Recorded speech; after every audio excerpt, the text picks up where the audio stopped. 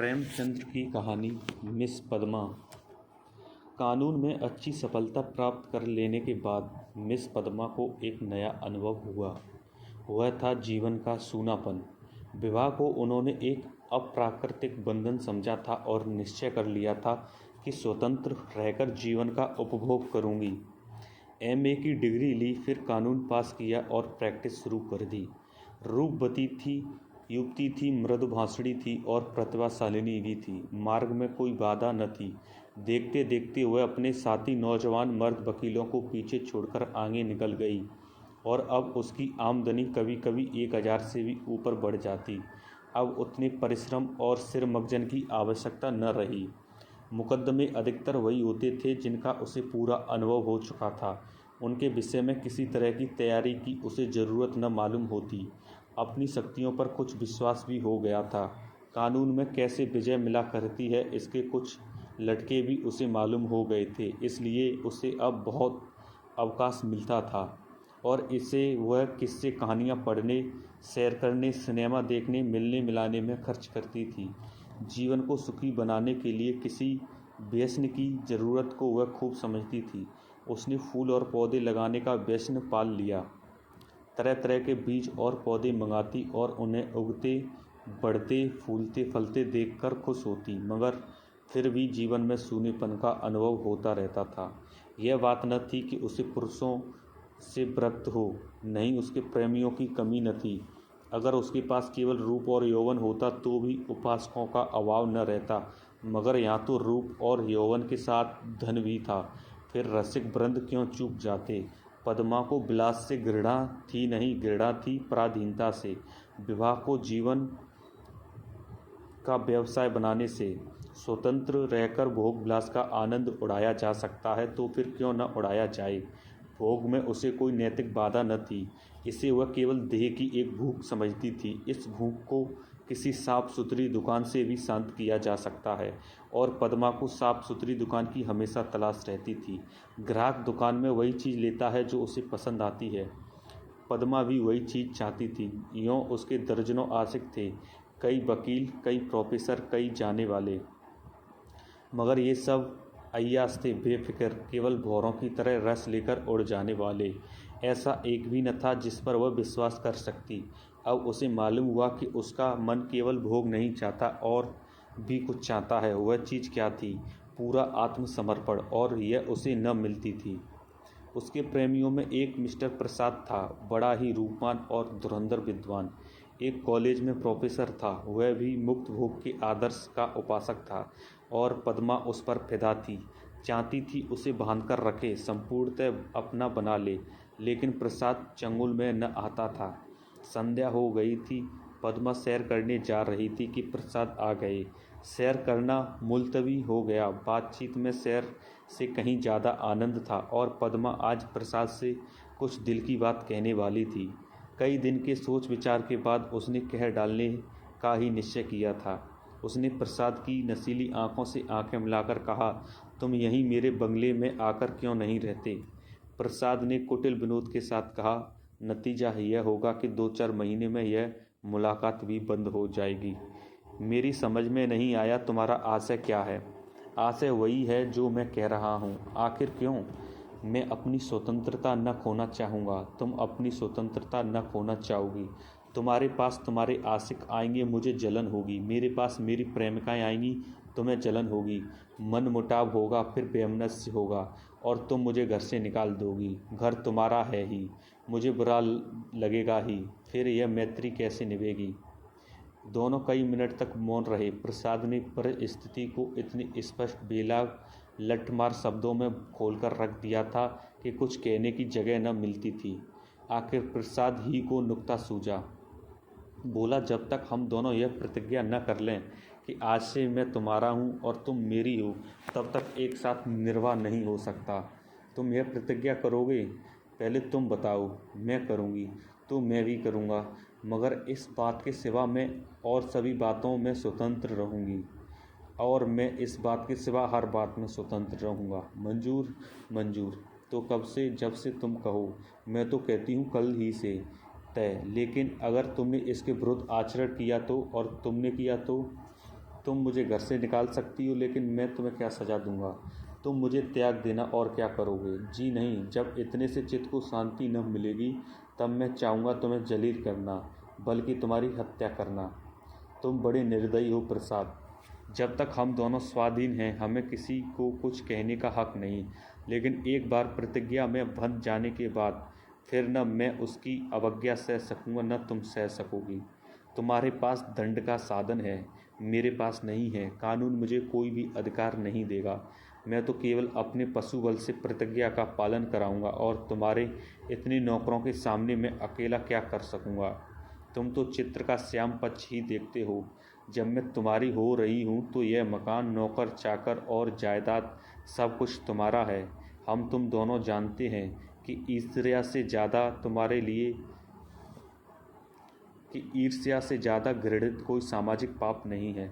तुम्हें मुझसे प्रेम है या नहीं मैं नहीं कह सकती, लेकिन तुम्हारे दिल में सब कुछ सहने, सब कुछ करने को तैयार हूँ। दिल से कहती हो पद्मा, सच्चे दिल से। मगर न जाने क्यों तुम्हारे ऊपर विश्वास नहीं आ रहा है। मैं तो तुम्हारे ऊपर विश्वास कर रही हूँ। यह समझ लो, मैं मेहमान बनकर तुम्हारे घर में न रहूँगा, स्वामी बनकर रहूँगा। तुम घर के स्वामी ही नहीं, मेरे स्वामी बनकर रहोगे। मैं तुम्हारी स्वामिनी बनकर रहूँगी। प्रोफेसर प्रसाद और मिस पद्मा दोनों साथ रहते हैं और प्रसन्न हैं। दोनों ही ने जीवन का जो आदर्श मन में स्थिर कर लिया था वह सत्य बन गया है। प्रसाद को केवल 200 रुपये वेतन मिलता है, मगर वह अपनी आमदनी का दुगना भी खर्च कर दे तो परवाह नहीं। पहले वह कभी कभी शराब पीता था, अब रात दिन शराब में मस्त रहता है। अब उसके लिए अलग अपनी कार है, अलग अपने नौकर हैं, तरह तरह की बहुमूल्य चीज़ें मंगवाता रहता है, और पद्मा बड़े हर्ष से उसकी सारी फजूल खर्चियाँ बर्दाश्त करती है। नहीं, बर्दाश्त करने का प्रश्न नहीं, वह खुद उसे अच्छे से अच्छे सूट पहनाकर, अच्छे से अच्छे ठाठ में रहकर प्रसन्न होती है। जैसे घड़ी इस वक्त प्रोफेसर प्रसाद के पास है, शहर के बड़े से बड़े रईस के पास न होगी। और पद्मा जितना ही उससे दबती है, प्रसाद उतना ही उसे दबाता है। कभी कभी उसे नागवार भी लगता है, पर किसी अज्ञात कारण से अपने को उसके बस में पाती है।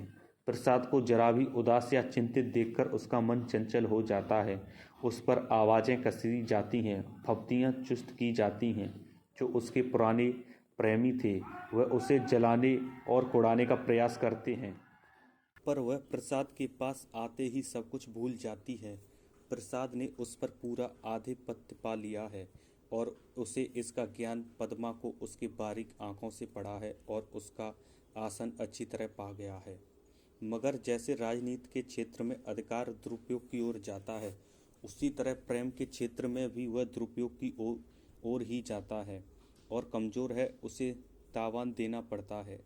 आत्माभिमानी पद्मा अब प्रसाद की लौंडी थी, और प्रसाद उसकी दुर्बलता का फ़ायदा उठाने से क्यों चूकता।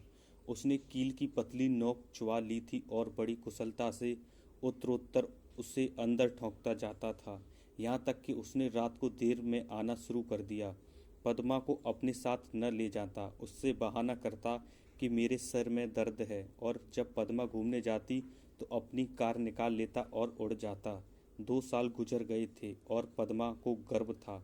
वह स्थूल भी हो चली थी, उसके रूप में पहले की सी नवीनता और मादकता न रह गई थी।